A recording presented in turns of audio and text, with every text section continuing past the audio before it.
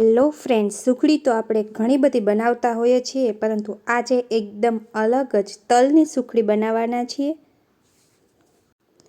જય શ્રી કૃષ્ણ, જય માતાજી મિત્રો। ચલો આજે આપણે બનાવવાના છે તલની સુખડી। તો એના માટે મેં એક વાટકી તલ લઈ લીધા છે અને તલને સારી રીતે ચાળી અને આપણે પહેલાં તો સાફ કરી નાખીએ। તો આપણે તલને આવી રીતે ચાળી લેવાના છે અને સારી રીતે એને સાફ કરી નાખવાના છે, જેમાંના લીધે એમાં કાંઈ પણ કચરો હોય તો એ બધો નીકળી જાય અને તલ એકદમ ચોખ્ખા કરી લેવાના છે મિત્રો। હવે આવી રીતે થોડો ઘણો કચરો હતો એ બધો આપણે ચાળીએ એટલે એમાં નીકળી જશે। એવી રીતે આપણે બધા તલને ચાળી લેવાના છે। ઝીણી ઝીણી ધૂળ અને રજ થોડી હતી તે બધી આમાં નીકળી ગઈ છે। તો હવે આગળ આપણે આ બધી કચરો જોઈ શકો છો તમે, આવો ઝીણો ઝીણો બહુ નહીં પણ થોડો ઘણો કચરો નીકળ્યો છે, બધે નીકાળી અને હવે આપણે તલને એક થાળીમાં લઈ અને સારી રીતે ચેક કરી અને સાફ કરી નાખ્યા છે। હવે સારી રીતે તલ સાફ થઈ ગયા પછી એને આપણે શેકવાના છે। તો એક પેનમાં આપણે બધા તલને ગરમ કરી લેશું। તમે ઓવનમાં પણ થોડા ગરમ કરી શકો છો અને તડકે મૂકેલા હોય અને ગરમ થઈ જાય તો એને શેકવાની જરૂર નથી, માત્ર આપણે થોડા પીસવા માટે થોડા ઘણા ગરમ કરવાના છે ફ્રેન્ડ્સ। તો એને ત્રણેય રીતથી તમે કરી શકો છો। તમે આવી રીતે શેકીને, તડકામાં મૂકીને અથવા ઓવનમાં એને શેકી શકો છો। તો આપણે તલને બહુ ગરમ કરવાના નથી, પણ જસ્ટ આપણે એને થોડા ઘણા એવા શેકવાના જ છે। તો હવે ધીરે ધીરે આપણે તલને બધા શેકી લઈએ। આપણે મુખવાસમાં જેવા શેકીએ એવા સાવ શેકવાના નથી। તો સાવ તલ એકદમ શેકાઈ જાય, નોર્મલ શેકાય ત્યાં સુધી આપણે શેકવાના છે। તો ફ્રેન્ડ્સ, આજે જે આપણે સુખડી બનાવવાના છીએ તે બાળકો અને વડીલો માટે ખાસ ઉત્તરાયણમાં તમે ખવડાવી શકો એવી આ સુખડી બનશે। એકદમ પોચી, સાવ સોફ્ટ આપણે બનાવવી છે। હવે આ બધા તલને આપણે મિક્સર જારમાં લઈ અને એને ક્રશ કરી નાખવાના છે। તો હવે મિક્સર જારમાં આપણે બધા તલને ક્રશ કરી લઈએ। તો આપણા તલ ક્રશ થઈ ગયા છે ફ્રેન્ડ્સ, જોઈ શકો છો તમે, આવા અધકચરા ક્રશ કરવાના છે। હવે આપણે સુખડી બનાવવા માટે ઇન્ગ્રીડિયન્ટ્સ જોઈ લઈએ। તો સામે આપણે ગોળ લીધો છે। ગોળને આપણે એક પેનમાં ગરમ કરવા મૂકવાનો છે। આપણા તલનો પાવડર એકદમ સારી રીતે થઈ ગયો છે ફ્રેન્ડ્સ। અને હવે આપણે આ ગોળનો પાયો કરવાનો છે। આપણે નોર્મલ ચીક્કીમાં કે જે પાયો કરીએ છીએ એકદમ ગોળ આપણે આકરો કરીએ છીએ, આમાં આપણે આકરો ગોળ કરવાનો નથી અને થોડું 2 થી 3 ચમચી જેટલું, 2 ચમચી નોર્મલ એવું થોડું પાણી નાખવાનું છે। અને હવે સારી રીતે ગોળને આપણે હલાવતા રહેવાનું છે। અને આમાં આપણે નોર્મલ ગોળ ગરમ કરવાનો છે, એ જ વાતનું ધ્યાન રાખવાનું છે, એટલે આપણી સુખડી સોફ્ટ બનશે। જેથી ઉત્તરાયણ સ્પેશિયલ આપણે આ સુખડી બાળકો અને વડીલો ખાઈ શકે એના માટે ખાસ આપણે વાસ્તુનું ધ્યાન રાખશું। અને આમ આપણે તલની ચીક્કી, માંડવીની ચીક્કી તો બનાવતા જ હોઈએ છીએ અને એ ચીક્કીમાં આપણે ગોળને કેવો કરીએ છીએ, બહુ બધો આકરો કરી અને એકદમ એની આપણે ગોળનો પાયો લેવો પડે છે, પરંતુ આમાં આપણે એવો બધી ગોળ ગરમ કરવાનો નથી, જેથી કરીને ગોળ કાચો હશે એટલે આપણે સુખડી એકદમ સોફ્ટ બનશે। તો આપણો ગોળ ગરમ થાય છે।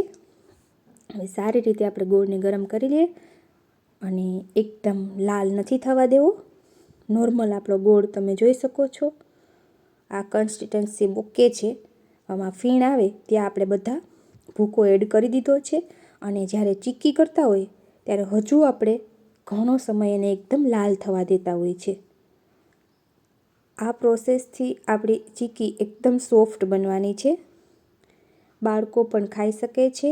ચોકલેટી ચીક્કી કહે છે મારું બેબી તો, કે ચોકલેટી ચીક્કી મને બનાવી દે, સુખડી નથી આવડતું એને બોલતા, પરંતુ આવી રીતના બાળકો ખાઈ શકે એવી બેસ્ટ આપણે સુખડી બનાવવાના છીએ। હવે ગોળમાં થોડો ઘણો સમય આપણે આવી રીતે જ પાકવા દેવાનું છે, જેથી કરીને ગોળ અને તલનો ભૂકો બધો મિક્સ થઈ જાય અને થોડો ગોળ એમાં ને એમાં પાકે। હવે આપણે એને થોડો ટાઈમ હલાવી અને ગેસ બંધ કરી દી અને થોડું ઉપરથી જે તલનો ભૂકો હતો એડ કર્યો।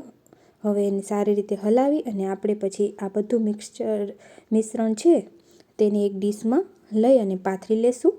થોડો સમય આપણે આવી રીતે પાકવા દઈશું।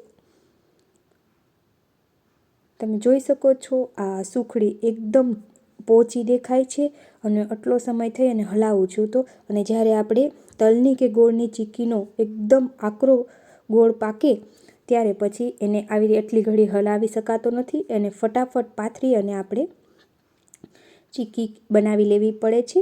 અને આને હું આમાં હજુ પકાવું છું, જે ગોળ આપણે નોર્મલ રાખેલો હતો એટલે, અને હલાવતા રહેવાનું છે એકદમ સારી રીતે।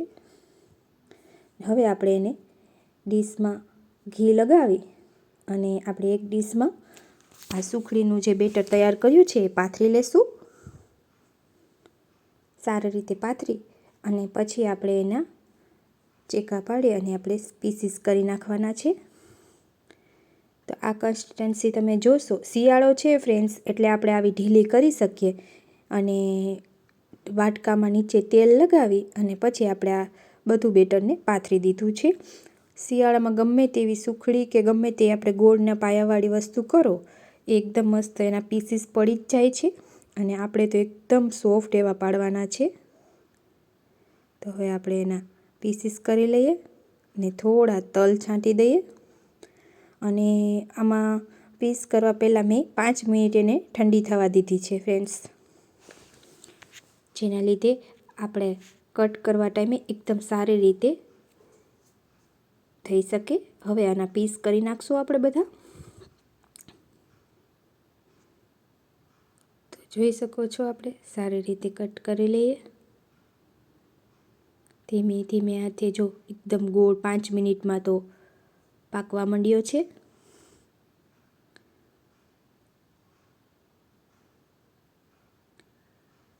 ને મસ્ત એવા ચિપ્સ પડી જાય છે। આપણે સ્લાઇસરની મદદથી પણ આને સારી રીતે કરી શકીએ, તો સ્લાઇસરની મદદથી જોઈ શકો તમે ફટાફટ થઈ જાય। તો હવે આપણે સ્લાઇસરને યુઝ કરીએ, અને સ્લાઇસરથી થોડી ટાઈમમાં કેવા મસ્ત મજાના થઈ ગયા છે। તો આમાં ચાકુ કે સ્લાઇસર તમે ગમે તે યુઝ કરી શકો છો। હવે થોડો ટાઈમ ઠંડો પડવા દઈશું, પછી બધી ચીક્કીને આપણે બહાર નીકાળી લેશું બધી સુખડી। તો ફ્રેન્ડ્સ આપણી સુખડી તૈયાર છે। બાળકો અને વડીલો આ ટાઈપની સુખડી જ ખાઈ શકે, અને ઉત્તરાયણમાં બધાને તલની ચીક્કી કે માંડવીની ચીક્કી ન ખાઈ શકતા બેસ્ટ વૃદ્ધો અને બાળકો માટેની સુખડી તૈયાર છે। Thank you.